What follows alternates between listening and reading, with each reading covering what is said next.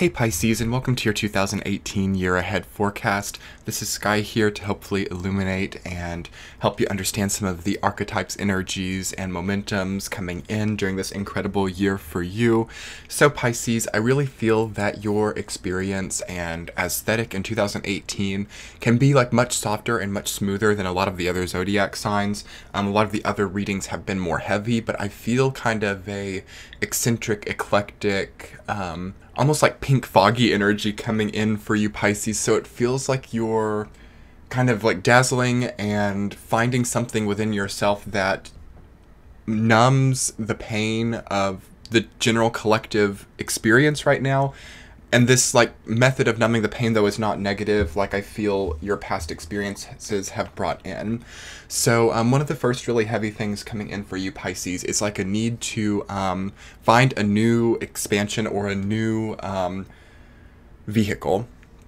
A new vehicle of communicating what your purpose is, because 2018 for everyone, regardless of sign, is like a purpose year. It kind of defines what it is that we need to do. There has to be almost like a commitment, but also detachment happen in 2018, like detachment from what no longer works, and then a quick commitment into what it is that you do want to generate and create for yourself moving forward.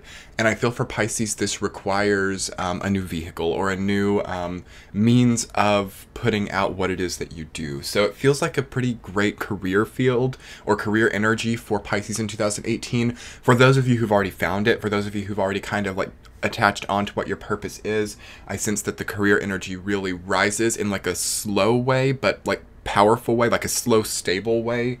Basically, you might not feel like you're having a huge increase every day or every month, but you can find yourself at like the end of 2018, like surprised at how much increase you actually did get.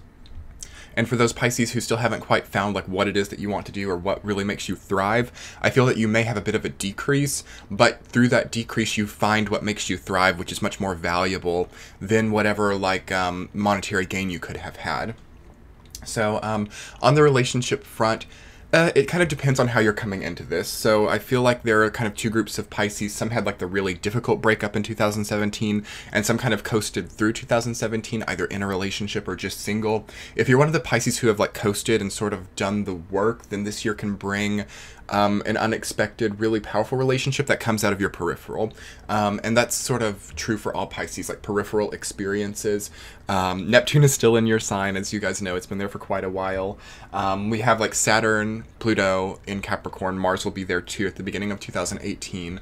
We have Jupiter in Scorpio, which is really strong and potent for you Pisces. It really kind of scatters candy, honestly, and provides a lot of these peripheral experiences. Again, it's like a trine energy, so sometimes like you won't be confronted by the universe, or you won't fall directly in to the situation which basically shows you your truth and your purpose.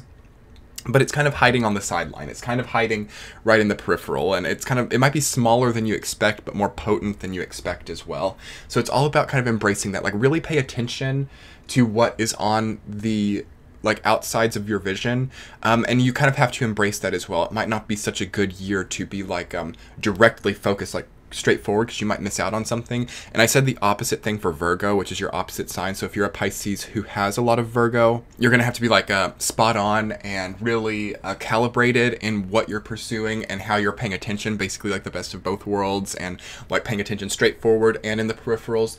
But mainly for Pisces energy, I feel that the magic is happening on the sideline. I feel like you can be a lot luckier this year than you've been in a while. So Saturn in Sagittarius over like 2016 and 17 was not the easiest thing for Pisces. Like just very the energy that it makes me think of like a visual aid, in that it makes me feel like not strong cartilage. So you have like your joint. It's like bone grinding against bone. So that's what that energy was like. And now that it's moved into Capricorn, I feel that the cartilage can like regrow. So apply that to like whatever part of your life that makes sense in. Maybe some of you are having like joint problems, but it also in like your relationships with other people, there's not like a lot of soft padding between the way that the interaction happens, and I feel that this is a period of time where that has to regrow. And again, other than having like Neptune in your sign, which obviously is a huge deal, there's not a lot of activation coming from the outer planets for you. We'll be getting into your time in March, and I feel like that's really magical for you. Take the time between about like March 10th and March 21st to like either have a retreat or come back to yourself, really regenerate that cartilage, really, whether it be physical or spiritual. And also starting on like new health regimes feels very good for Pisces too. It feels like you need to heal a lot of what happened over the last year. Through like continuing on, like it's not the best time to necessarily like lay in bed for very long. You can do some of that like again in that March period of time, but after we get past the equinox on March 21st, and I have a guided meditation on the equinox energy as well if you guys are interested. That's in the description box. Anyway, once we get past equinox time, Pisces needs to be able to commit to themselves and also like marry their projects. So Pisces can kind of be like very eccentric, very eclectic. You can do a lot of things at once. All the mutable signs are very entrepreneurial and eccentric. So you can be doing like many projects at once, or like be working your job and also have like a small business and be doing like a hobby, raising a family. Like it can be like a lot to take on at once.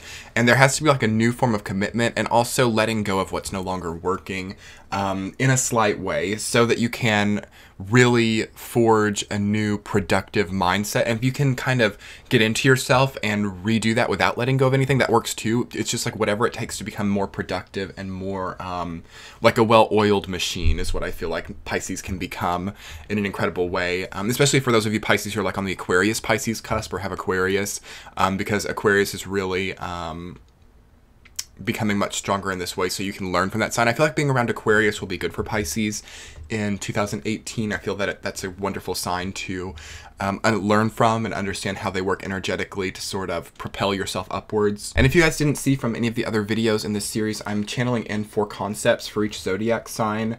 And the first concept that I felt for Pisces was allowing time to step out of the human experience. So basically, Pisces, you're the last sign of the zodiac. You're kind of not human in a way. I feel this about Aquarius and Pisces both. I feel once we get past the 10th house in Capricorn, we step out of the human experience, and Aquarius and Pisces are kind of like robots and aliens. So if you're a Pisces integrated person, there's something about you that will never quite work with the human experience. And at the same time, you're here and you're human. So you have to be able to integrate that. So finding times in 2018 to step into your humanity and to step out.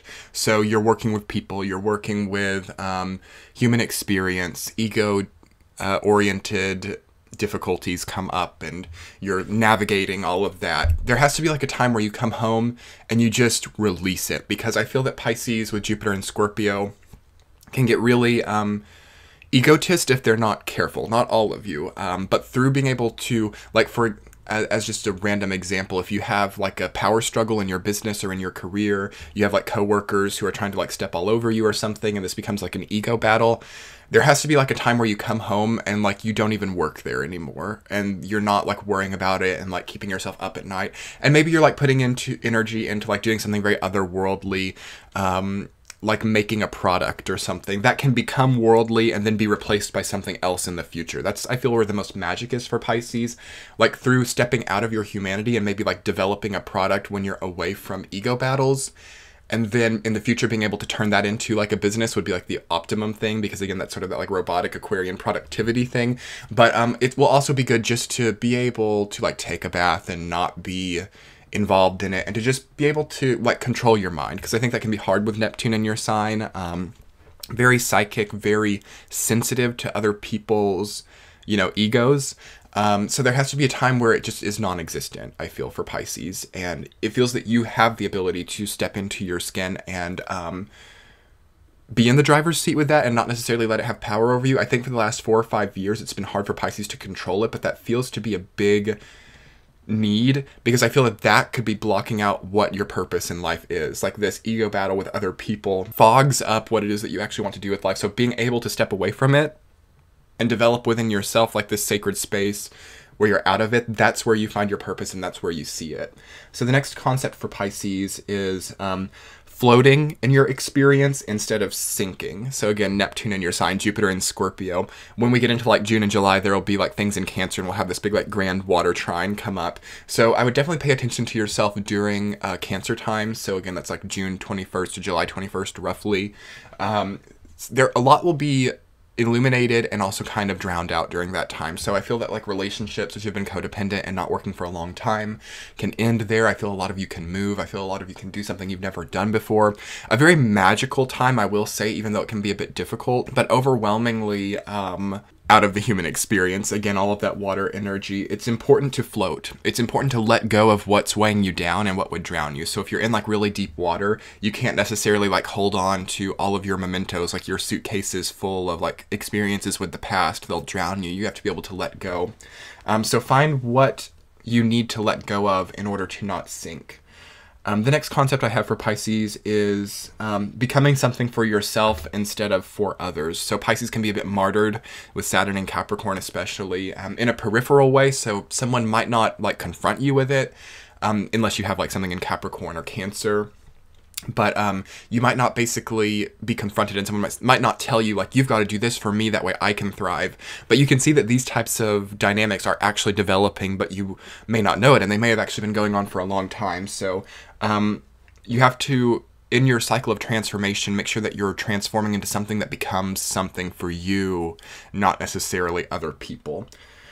And the last concept for Pisces, this is kind of abstract, but I feel that there needs to be like a renovation of your cocoon energy. So Pisces is very metamorphosized right now, very transformational again. And I feel that the first half of 2018 is kind of a more hermity, like cocoon experience where you are resurfacing and regenerating. Even if you're really out on the outside world, you might be a bit aloof or just not quite there. So there's got to be like a change of how you are when you're there. Can you become more like of a multitasker? And even if you're in that cocoon space, can you